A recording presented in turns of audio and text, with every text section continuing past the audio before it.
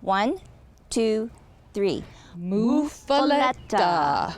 Perfect. Absolutely perfect. And I will only say that once. Welcome back. Now we're getting into, I guess, the meatier part of Absolutely, picnic. absolutely. Sandwiches are always great. Again, that sort of grab and go in your hand kind of thing. So we're going to make a sandwich, but it's kind of a special sandwich called a Muffaletta. Good job, good job. So the muffaletta was born in New Orleans at a little grocery store called Grand Grocery in 1906, I believe. So it's been around for about 100 years. And the secret ingredient is something called an olive salad. And of course, you can make this yourself. It's a combination of olives and oil and all kinds of different peppers. And it's a very, very sort of savory dish. So the trick is that you layer on lots and lots and lots of this olive salad. And you can see it's got big chunks of olives, little chunks of olives, and all kinds of peppers, right?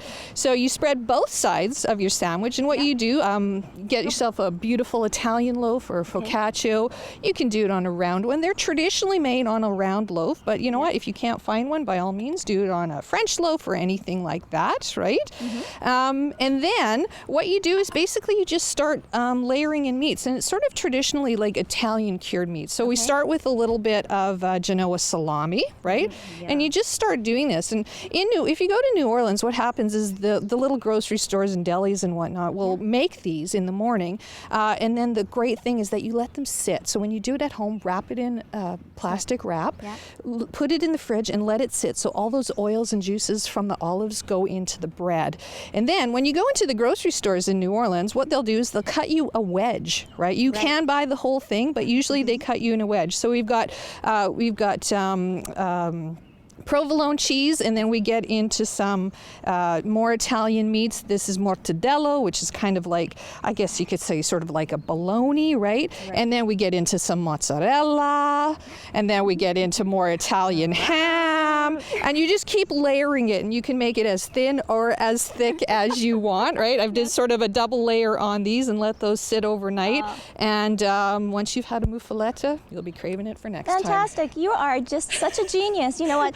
This is absolutely fantastic food for picnicking, stuff that most of us would not think of. But easy. You make it the night before, it's ready to go. You cut it up in wedges and you're done. And you're constantly thinking of new things?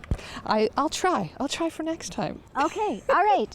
And as promised, once again, we will be pairing this big daddy here, the muffaletta, with another fabulous wine. Right now, though, it is soccer time. Besides FIFA, all the fields are littered with little kids, older kids running after the ball. Kevin Hirschfield has this great story about a mini mobile soccer camp.